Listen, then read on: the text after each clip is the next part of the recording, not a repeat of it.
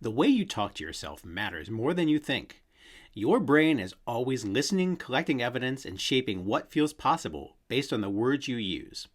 If you wouldn't say it to a friend, it's time to stop saying it to yourself. Hi, I'm Coach Tony, and this is Ask Coach Tony.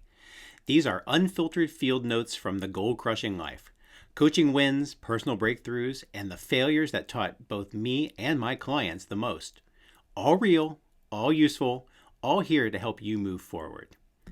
Before we dive in, here's a groan-worthy dad joke as a little palate cleanser. I promise it will be worth every penny you paid for it.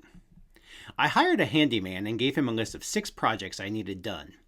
When I got home, only items 1, 3, and 5 were done. Turns out, he only does odd jobs. Want to know a secret about me? I'm always listening to the way people talk about themselves.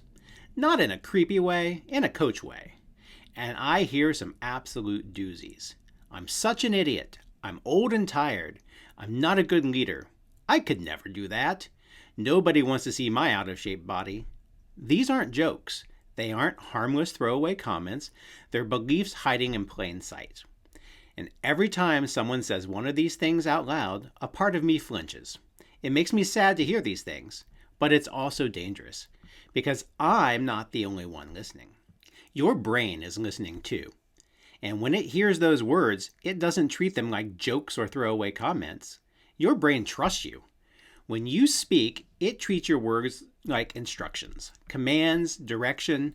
Most people don't realize how literal this process is.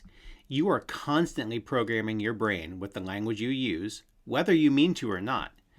That's because of a small but powerful part of your brain called the reticular activating system, or RAS. Think of your RAS as your brain's bouncer. Its job is to decide what gets your attention and what gets ignored. When something passes through the RAS, your brain tags it as important and starts looking for it everywhere, even when you're not consciously thinking about it. You've experienced this before. A while back, I decided it might be time for a new car.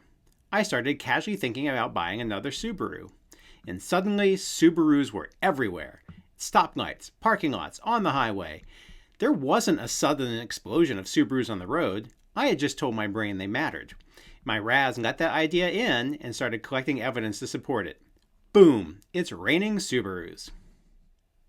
My Subaru example is harmless. Now imagine giving your brain a different command, something like, "I'm so stupid." Guess what your brain starts collecting evidence for? Yeah, not ideal. Your brain hears that statement, believes you, and immediately gets to work trying to prove it right. That's why negative self-talk is such a dangerous downward spiral. One careless comment turns into evidence. Evidence turns into belief, and belief quietly becomes identity. But this is also why positive self-talk is powerful. You can flip the script and reprogram your brain to be an ally instead of a critic. By giving your brain a different set of instructions, you can point your reticular activating system in a better direction. Positive self-talk, often called affirmations, isn't woo-woo junk or fake optimism. It's neuroscience. It's how you control what matters to your brain and what gets reinforced. And the best part is it doesn't require a personality transplant or blind positivity. It starts with a couple of simple steps. Here are 2 you can try today. The first step in turning your RAS into an ally is telling it what matters most. That directs your brain's focus to where you want it to actually go. This step is surprisingly simple. You set one clear goal because if everything is a priority, nothing is. And then you write it down and keep it visible. Your RAS will stay locked in on it. That's it. Simply reminding your brain of what matters most keeps it focused. Your brain will continue looking for ways to move you toward that goal even when you're not actively thinking about it. And if you don't have a clear goal yet, my Project Manager Life Starter Kit is designed to help you create one that actually fits your life before you try to focus on it. Once your brain is focused on your goal, it's time to watch for obstacles. They're out there, and many of them come from your own self-talk.